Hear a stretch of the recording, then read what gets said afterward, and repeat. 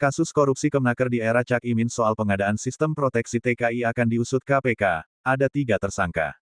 Komisi Pemberantasan Korupsi (KPK) menyatakan kasus dugaan korupsi pengadaan Sistem Proteksi Tenaga Kerja Indonesia (TKI) di Kementerian Ketenagakerjaan Kemenaker terjadi tahun 2012.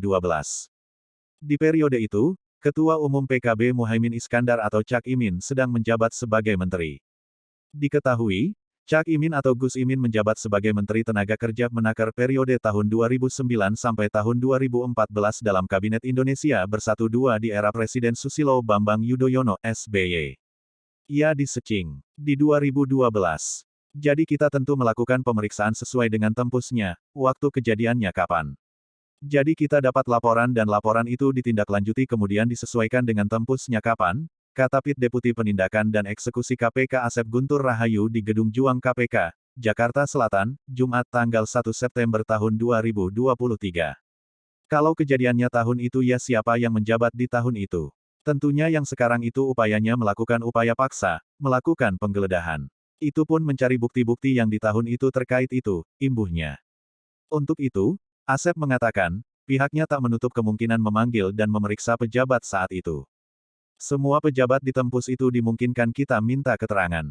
Kenapa? Karena kita harus mendapatkan informasi yang sejelas-jelasnya jangan sampai ada secara pihak si A menuduh si B, si C menuduh si B, lalu si B tidak kita mintai keterangan kan itu janggal. Jadi semua yang terlibat yang disebutkan oleh para saksi dan ditemukan di bukti-bukti kita akan minta keterangan, kata Asep. Dalam kasus ini, KPK telah menetapkan 3 orang sebagai tersangka. Berdasarkan informasi tribunnews.com, 3 tersangka itu yakni, Sekretaris Badan Perencanaan dan Pengembangan Barenbang Kemenaker, I. Nyoman Darmanta, Direktur PT Adi Inti Mandiri, Kurnia, dan Reina Usman.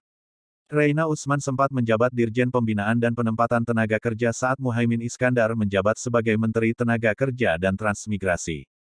Reina merintis karir di Kemnaker RI dari tahun 1986 hingga purna tugas di tahun 2021. Selain di Kemnaker, Reina Usman merupakan anak buah Muhaimin Iskandar di PKB. Reina dikabarkan mencalonkan diri sebagai anggota DPR RI Dapil Gorontalo.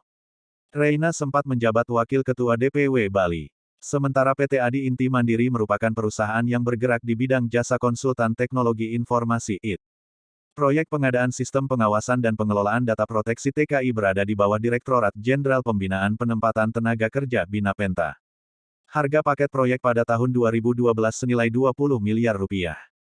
KPK menduga korupsi ini bermoduskan penggelembungan harga, markup terkait pengadaan sistem proteksi tenaga kerja Indonesia.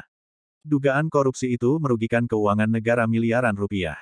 Nanti ya ini, dugaan kerugian negara, kan sedang kita mintakan kepada yang pihak mendeklar berapa kerugian negara.